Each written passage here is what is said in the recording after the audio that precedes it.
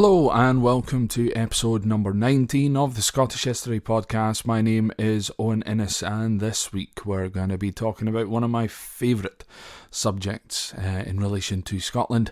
We're going to be talking about whisky. Now, of course, you know, I think we're all wanting to hear stories of Scotland's past and things like that.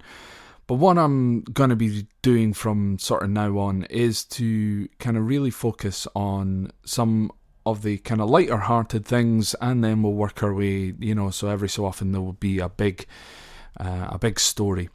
I'm going to be working on ones that have been suggested, so we've got the Highland clearances, even just a podcast based around Edinburgh and things. What I'll maybe be doing though is taking stuff like Edinburgh, Glasgow, the cities of Scotland, and maybe making them into a series of podcasts. I think you can do that in some sort of way, you know. So this will be the first series, so to speak, and then we'll do specific ones about specific regions and things like that. But one that has been very highly requested is, of course, the Highland clearances.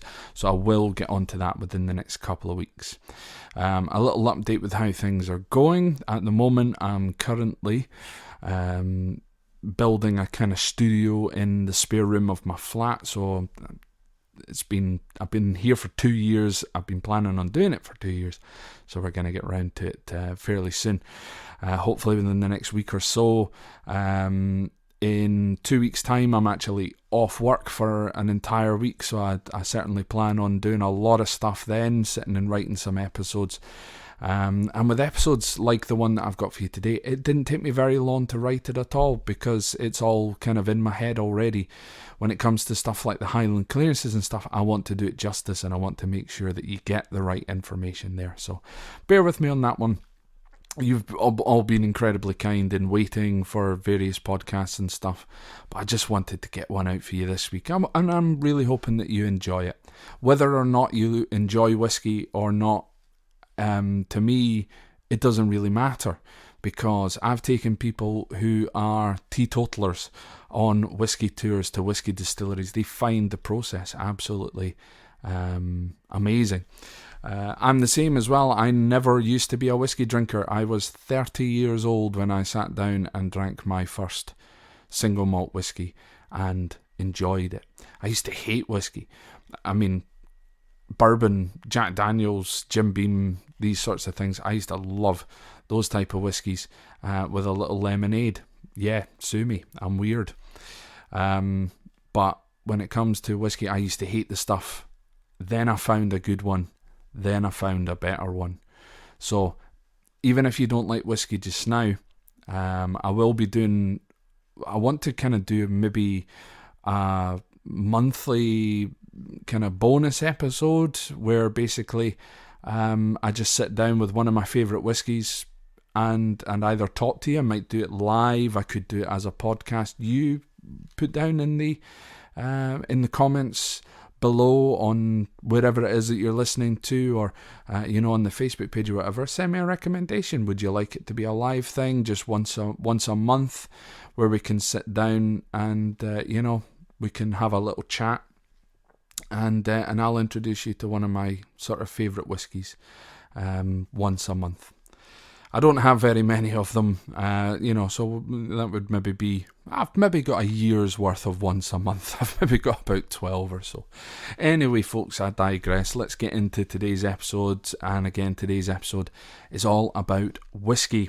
So the term whiskey is the anglicised version of the old Gaelic word for water. So it basically just means water. In Latin, however, the term for distilled alcohol, of which whiskey is referred to, was aqua vitae, which basically means the water of life. And whiskey's kind of taken this on, so some people refer to whiskey as aqua vitae as well. So the water of life, and let me assure you of this, whiskey certainly brings life to any party that it gets introduced to. So there are traditionally two separate spellings of the word whiskey. Now we'll start off here. So many whiskies that are made in the US or in Ireland are they tend to be spelled Whisky. So there's an E in there. That's the most important part. There are a couple of exceptions to this, however. There's no specific rule behind it, however. So Maker's Mark, for example, which I think is a bourbon, again made in the United States, Maker's Mark is referred to as a whiskey. Whisky, so no E. So there's no particular rule as to how you spell whiskey, except when you're referring to Scotch whiskey or a whiskey made elsewhere. So we are quite particular about it. But basically, if you're referring to most US or Irish whiskies, it's going to be spelt with the E. So apart from that, or aside from that, all whiskey made outside of these countries, including Scotland, drop the E completely. So we have it Whisky.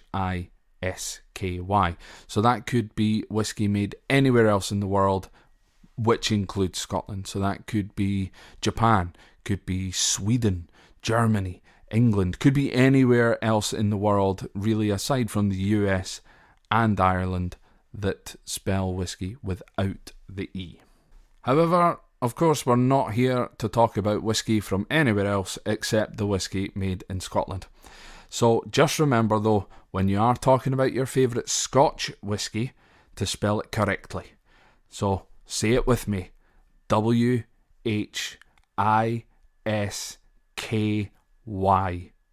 No E. So Scotch, as you can probably tell by now, is whiskey made in Scotland. However, never call a Scottish person a Scotch person, please. This can be seen as a derogatory term. We do not like being called Scotch people. We are not the Scotch people from Scotchland. Not everybody not everybody likes whiskey. So, for example, I never used to be a Scotch person. Now I am a Scotch person because I like Scotch whiskey. But you would never refer to me as a Scotchman or a Scotch person. So we're not made from whiskey. Essentially, though, there are a few prefixes which, you can use the term Scotch for. So Scotch tape, for example, but that's the brand. You've also got what somebody said to me on a tour once, butterscotch. I don't think that's traditionally from Scotland. But of course, one of our other sort of famous exports, the Scotch egg. To be technical about it, though, most Scottish people do come from Scotch eggs. And if you get that, then of course you're having a little chuckle to that one. So the first record of whiskey in Scotland, whiskey had been made elsewhere in the world long before this, but the first record of it is in 1494 in what was known as the Exchequer Rolls, and it indicates malt being sent to a friar called John Cor, C-O-R, to make aquavitae. That's what the roll said, which was being used as medicine at the time. So most whiskey most distilled alcohol that was being made at the time tended to be made by monks in monasteries. In 1506, up the ways from me in Dundee, James IV of Scots purchased a large amount of whiskey due to his liking for the spirit. He was a bit of a whiskey drinker himself. From then it appears as though distilling moved away from the monasteries and into people's homes and farmsteadings as monks started to move away from the monasteries into a sort of more independent role outside of the monastery. In 1608, the world's first and still to this day oldest whiskey distillery opened over the water in Ireland. It is called the Old Bushmills Distillery. Quite a nice wee whiskey they make there. In 1707 and the Union of Scottish and English Parliaments, the taxes for whiskey rose dramatically. And in 1725, the English introduced a further malt tax, which forced the Scots to start distilling illegally. Mainly the distilling would happen at night or during the moonshine, therefore given us the term moonshine. This was to prevent the tacksmen from being able to see the smoke and vapour being given off by the stills making the whisky. At one point as well, it is estimated that over half of the whisky that was being produced in Scotland at one time was being done so illegally. In 1823, the Excise Act was passed that once again legalised distillation in Scotland, but for a fee. Highland distilleries tend to pay higher fees than lowland distilleries. I know of a distillery that, although distills in the Highlands, its maturation warehouses are literally across the road in the lowlands. This was due to a very kind taxman back in the day, and said distillery gets a tax break due to this. From 1920 until 1933 in the US, prohibition was introduced, banning all sales of alcohol. Whisky, however, was exempt if prescribed by a doctor. For this reason, the popular Walgreens pharmacy stores in the United States rose from just 20 to over 400 in that 13-year period. So how is whisky made? Now, I'm going to be predominantly from here talking about single malt whiskies. I will explain different types of whisky that you can normally get in Scotland, or other whiskies which are referred to as Scotch whiskies, but this is the process of making a single malt whisky. So most whisky is made using large copper kettles called stills. Copper is used to remove any sulphur-based compounds from the finished drink, which would make the drink unpleasant. So to make a single malt whisky, you only need 3 ingredients: water, yeast, and malted barley. So the first one, most people have heard of barley, but not many people know about malted barley. So malted barley, you take water, so water is added to the barley and spread on a malting floor and turned every so often to allow germination to take place. After 3 or so days, the barley is then dried, either with hot air or via a peat-fueled fire. Now, if you've not heard of peat before, peat isn't a guy that lives down the road. Peat is spelled P-E-A-T. Peat is basically the very early formations of coal. It's a few layers underneath your normal mud layer in your garden. However, it only tends to form in very boggy places, so out on marshes and things like that. So basically it's all of the mulch, so things like dead leaves, branches and bark and reeds and grass, everything that starts to decompose down into the ground. Millions of years will pass by and it will solidify and turn into what we know as coal. However, the peat, just a few layers underneath, it's quite a spongy, springy sort of thing. So we dig that out of the ground and then we leave it for a few days for it to dry. Believe it or not, we leave it outside in Scotland to dry. Someone explain how that makes any sense. But essentially we just leave it out to dry, and then when you take a flame to it, a match or a lighter, obviously nowadays, you take a flame to it and it burns nice and evenly, nice and slowly. And so they used to use peat fires in houses, but in terms of the whisky industry, that's where you'll find most of the peat fires these days. So when the peat fire dries out the malt itself retains the smoky, not even retains the smoky, it retains the smoke from that fire in the barley grain itself, and then in the finished whisky article, you'll have quite a smoky flavour going on there. Traditionally, a lot of these smoky whiskies tend to be from Islay, I-S-L-A-Y.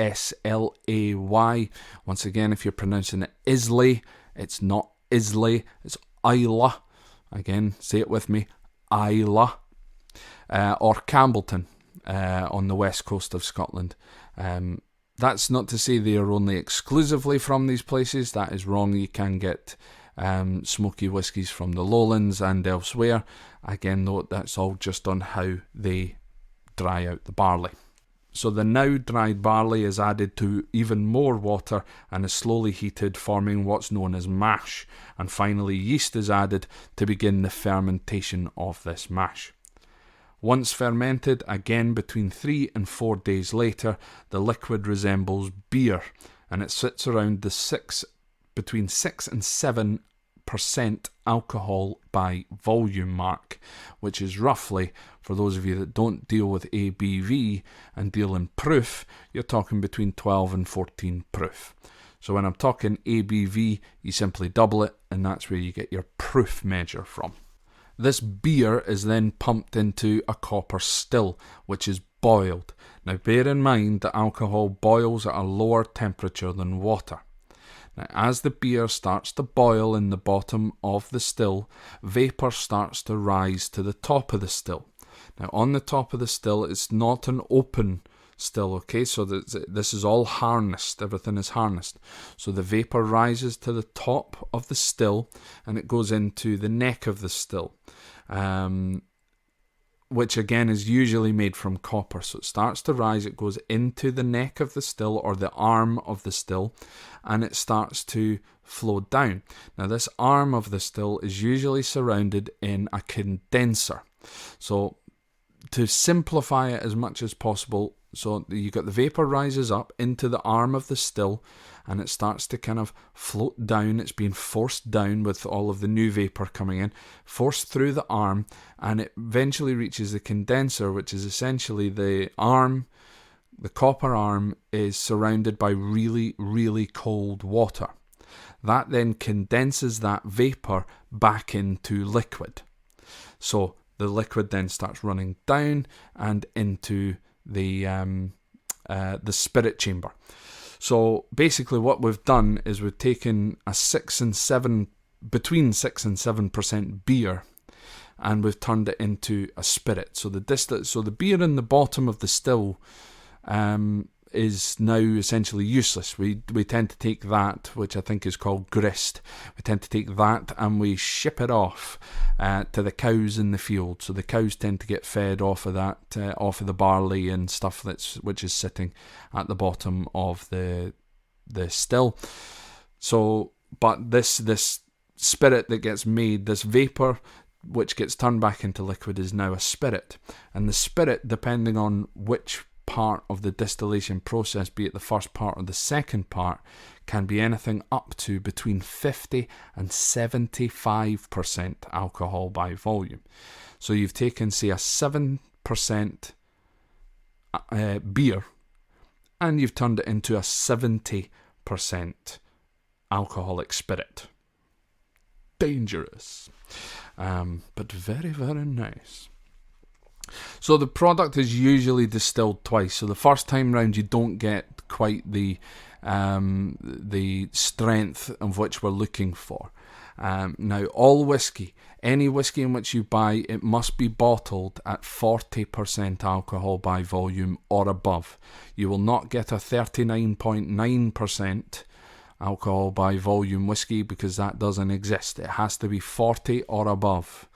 Okay, so we take the roughly, so say an average of what we're getting out of this spirit is sitting at roughly about 70% alcohol by volume after the second distillation. The first distillation, what we're getting, we tend to call low wines. So it's low quality or low in volume, low in alcoholic volume, so that tends to get distilled again, so that'll get pumped back in with the rest of the beer, usually added in with a little bit of extra of that beer, I'm using inverted commas here, redistilled, and then it will come out even stronger.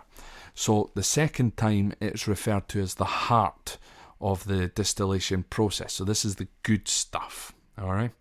So all of the spirit that we now get, and as I said, this is up to the 75% alcohol by volume stuff, is now called new make spirit, because we're now going to start to make something new.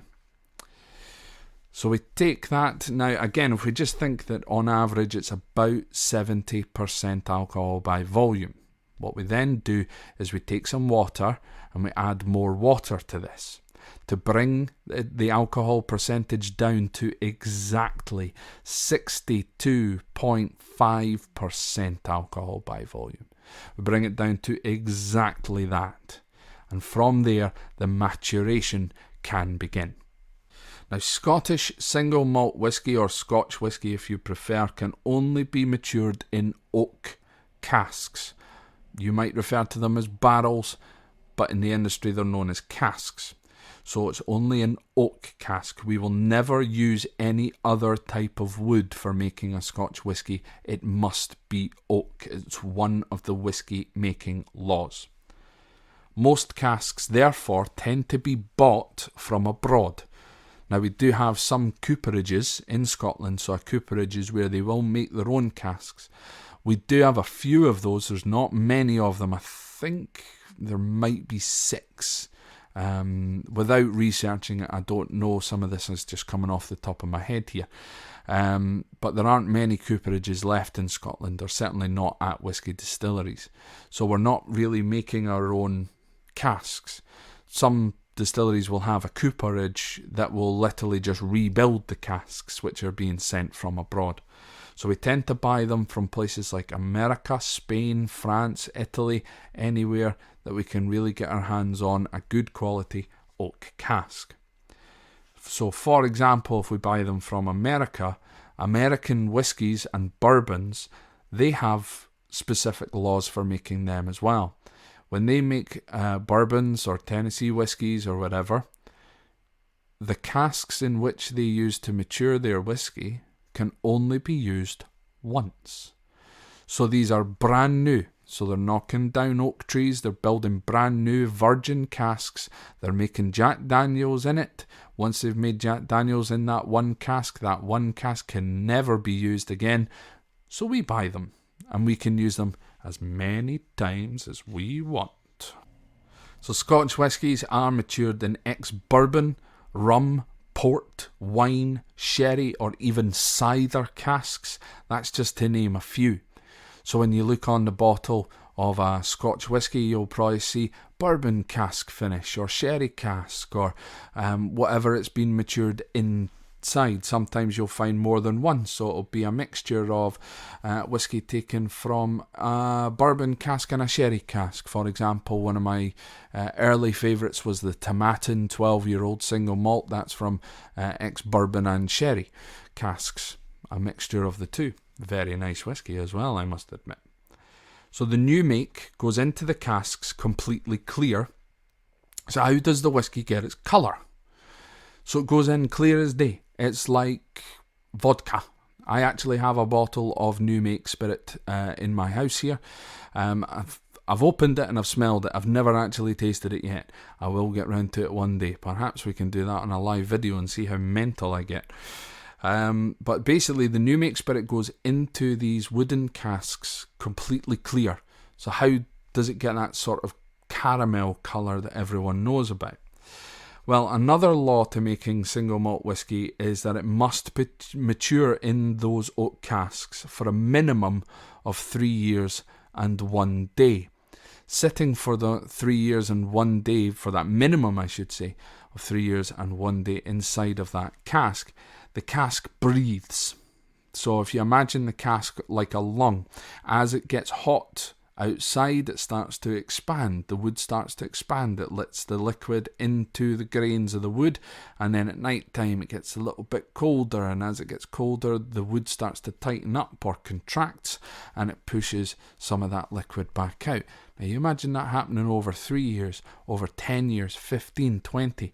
You're starting to get the gist here. Yeah, so it's taking on the flavours of the wood and the colours as well of the wood, but it'll also be taking on similar colours. For example, one of the best examples we can use here is with port. Port is quite a dark kind of red wine colour.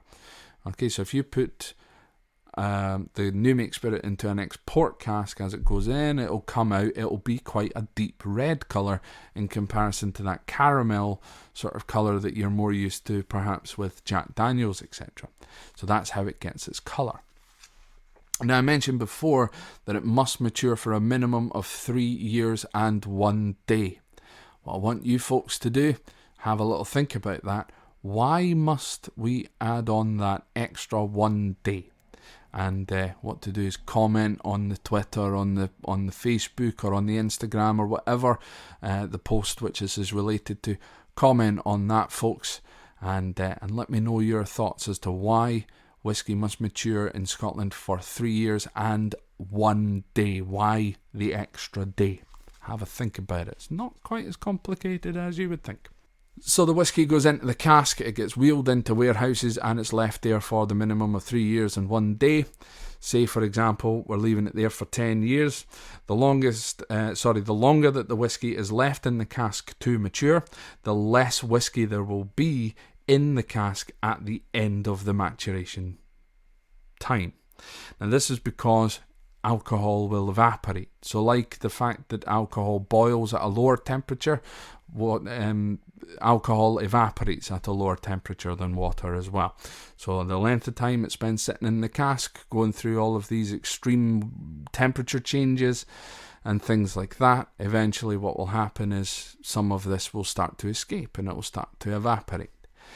And this is recorded as a loss every year to the whiskey industry, but the whiskey industry is not punished for it. This is recorded as the angels' share.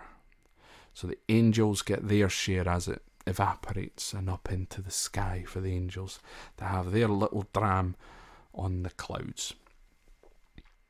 So eventually the master distiller and the master blender will believe that the whiskey is ready to put out to the public. They'll take it and they'll pop it into some bottles and they'll sell it to us. So there's a few things that I do like to kind of put out there when we are talking about whiskey, folks, alright? One of those things is age statements. Do not get snobby about age statements on whiskey.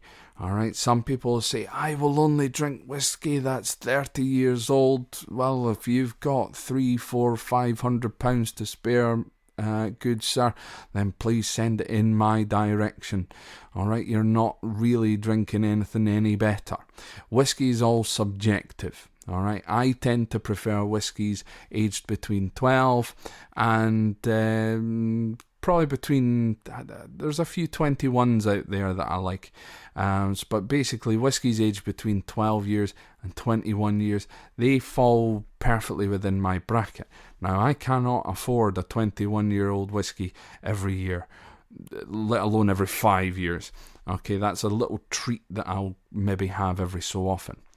But basically what the age statement on a bottle of whiskey means is you go to the local store, okay, and you pick up, say, a bottle of Balvenie, right? We'll just talk about Balvenie here. So you pick yourself up a bottle of Balvenie 12-year-old single malt. The 12-year-old single malt on that bottle, what that means is, or the 12 years, what that means is the youngest whiskey in that bottle is 12 years old. All whiskies are blended in some way. So, say for example, just for argument's sake, you'll have 70% of that bottle will be 12 years old whiskey. Then, say, 10% of that will be 14-year-old whiskey. Another 10% of that, 15-year-old. And then, just to top it off, that extra little 10% can be 50-year-old whiskey, right? But they're not going to put on the bottle that it's 50-year-old single malt because that's untrue. The youngest whiskey that they are selling you is aged 12 years old. So that's what an age statement on the bottle means. Okay, so just because it says 8 years, 10 years, that's something quite young, and then you see other ones on the shelves that are, 21, 25, 30 years old, don't worry about them. Don't think that by buying a 12-year-old single malt for someone that it's more important to buy the more expensive one. It really isn't. It really, really isn't. And the reason why, as well, I should add here, the reason why the older ones tend to be more expensive is, as I explained, the longer you leave the whiskey in the cask for, the more it evaporates, therefore the less that you have to sell. So the older the whiskey is, the more rare that whiskey is going to be, hence the inflated price tag on there. So once again, folks, don't get snobby about age statements. With Islay whiskies, I like 8 and 10-year-old Islay whiskies. Anything above that, not a huge fan of. But usually sort of about 10 years for the really heavily peated, really heavily smoky whiskies, because the whiskey tends to still be young enough that there's a sweetness in there. And I've got a bit of a sweet tooth, I'm not going to lie. With Highland whiskies, I tend to, again, as I mentioned before, start round about the 12 years and above after that. So finally, folks, now that you know the process of making a single malt whiskey, let me explain what single malt means. Single malt, it's very simple to denote, right? So single malt means that it's made, that the product, every inch of that bottle, every little drop that you will find in that bottle was made in one single distillery from malted barley. That's it. Simple as that. So one single distillery from malted barley. That's what single malt means. Now, there are other different types of whiskies that you can get there. So if you have 2 or more single malt whiskies from 2 or more different distilleries that are together in one bottle, these are known as blended malts. So blended malt whiskies, blended single malt whiskies. But they can't be called single malt, with their blended malts. Right? A very popular blended malt at this moment in time is called Monkey Shoulder. Very, very nice. It's got some Balvenie in there. It's got some Glenmorangie and Kinninvie, I believe it is. Very, very nice whiskey. Very, even for sipping, it's good as well if you prefer to add a little something to your whiskey. And finally, another one is blended whiskies. Right, you can also get something called a blended whiskey. Now, blended whiskey are not made using malted barley. Okay, so the process is not using malted barley whatsoever. First of all, they start off making, so the same process that we went through before, but instead of using malted barley, they will use another grain, for example, corn, like what they use in the US. So they'll make a grain spirit, not a whiskey, a grain spirit. So it's basically the moonshine, if you will, the new make spirit that they get from using the corn. They add that into a bottle. So once again, for argument's sake, we'll use 60% of your bottle of blended whiskey. So that could be Famous Grouse, it could be Bell's, Johnny Walker. These are all blended whiskies. So 60% of that is an inferior grain whiskey. Now, inferior grain is just what the industry, I suppose, would call it. So 60% of that bottle is grain whiskey, and the other 40% is made up of a mixture of up to 50 different types of single malt whiskies. And they're only adding those little drops of single malt whiskies here and there just to add the colour and flavour. It's not, or it tends not to be matured in a cask for any length of time.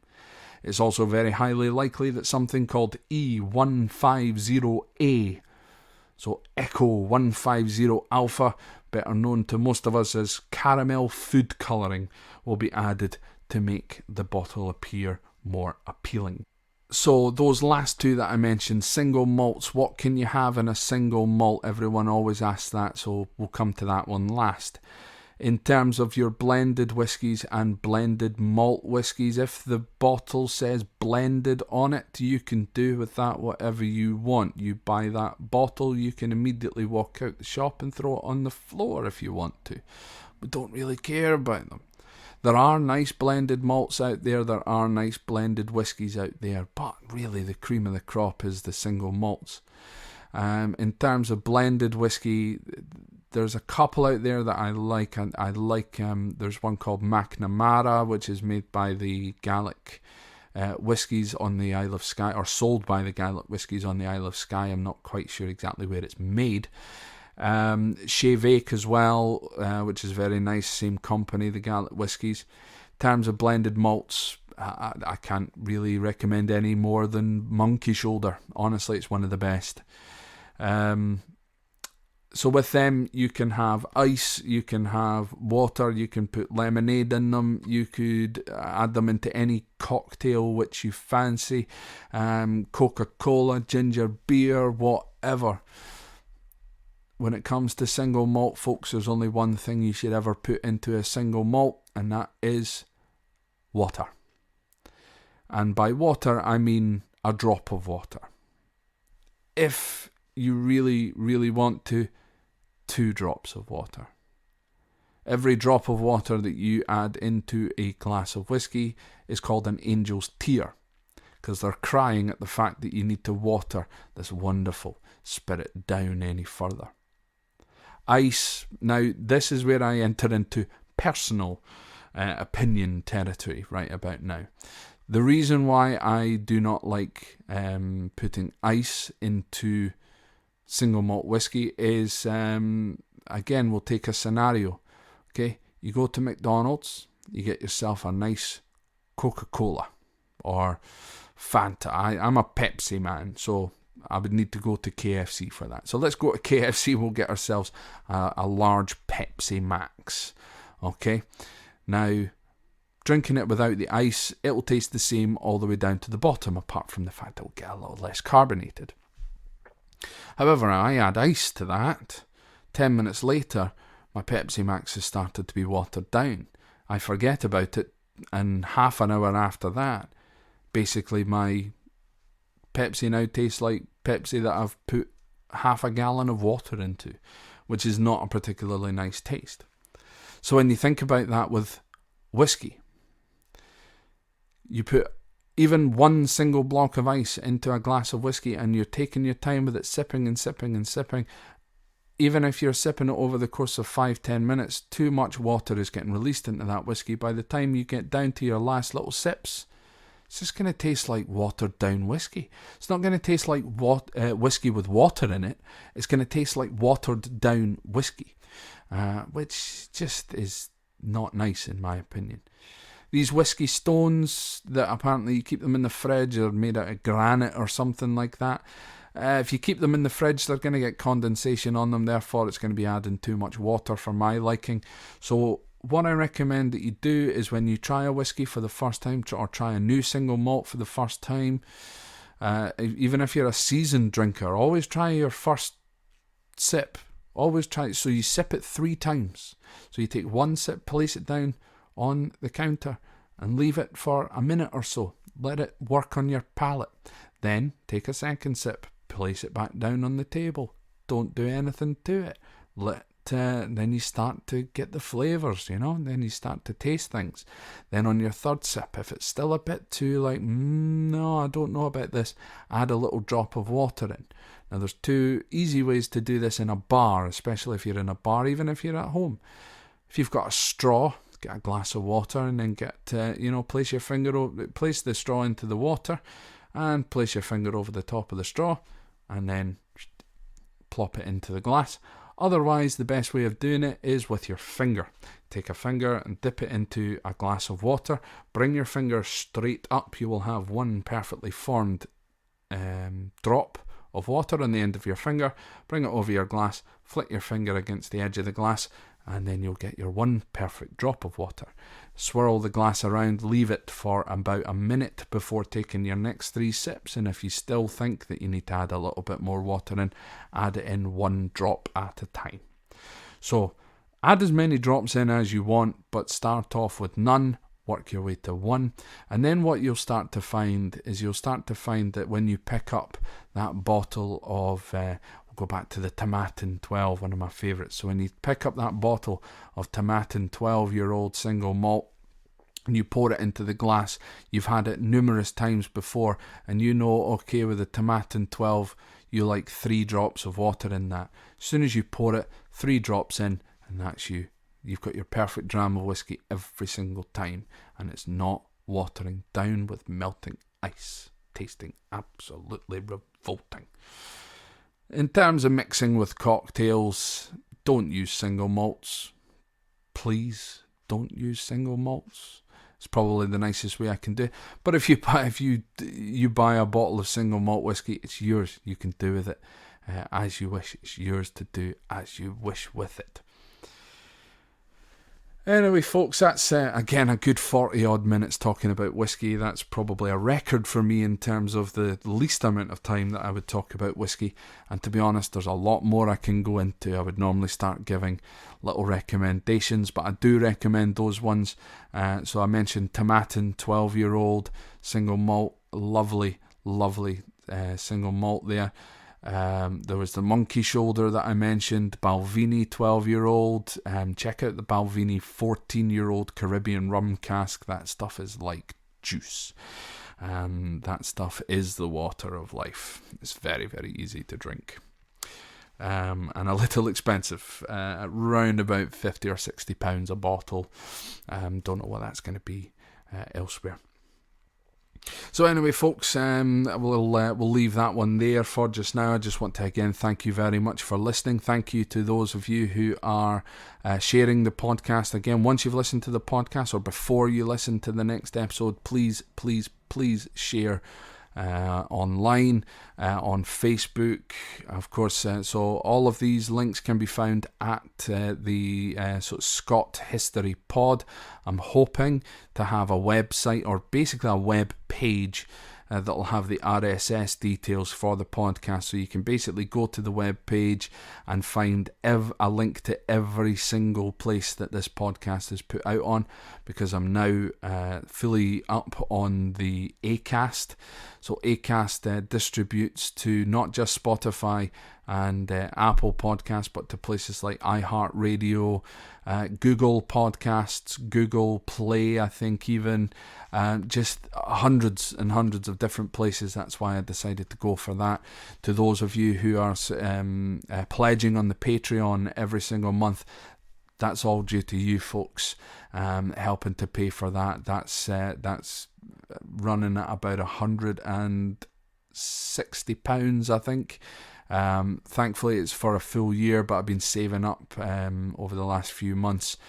Put a little bit of my extra money in there, but basically it's all paid up until for the rest of the year. So there you go, folks. I'm not going anywhere, at least until that deal's up next year. But I'm only joking.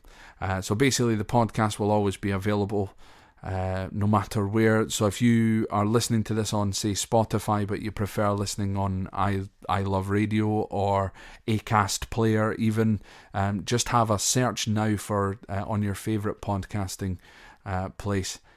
Search on there for the Scottish History Podcast, and hopefully, fingers crossed, it should be there. And if it's not, send me a message and I will see if we can get it put on that platform. Just let me know. So I mentioned the Patreon there, folks. If you're new to the podcast, Patreon, whatever you want to call it, patreon.com/Scott History Pod. You can, if you enjoy the podcast and the content that I'm putting out here, you can pledge to me every single month. There's only two tiers. There's the affordable tier, which is just £1 per month. I believe it now automatically.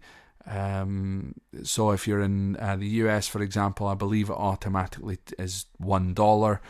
So no matter where you are, it'll be 1 or 3. I'm never going to have it any more than that. And the reason being is because, I, like some of yourselves, might not want to, pledge any more than that. If you do want to pledge more than that, though, folks, let me know, and I'd be more than happy to do that. But at the end of the day, the Patreon is basically there just to cover the costs of the podcast. Hopefully very soon I'm going to start getting out and about as well, so that will also help with like travelling costs and trying to do some field recordings. I want to. There's a couple of places nearby where I live that I would like to start off and give that a try, and then hopefully go further afield as things progress. So anyway, folks, Facebook, so facebook.com/ Scott History Pod. Twitter is at Scott History Pod. Instagram, Scott History Pod. The Acast link I'll post underneath this, so wherever you're listening to, again, Spotify, it'll come up in the description there. We're on YouTube, Spotify, Apple, Google Play, Google Podcasts, etc., as I say, and many, many more. So folks, once again, thank you very much for listening. This has again been another long podcast, because I just start rambling when I get into it. But once again, folks, thank you very much for your support. Thank you very much for listening, and I will see you again next time.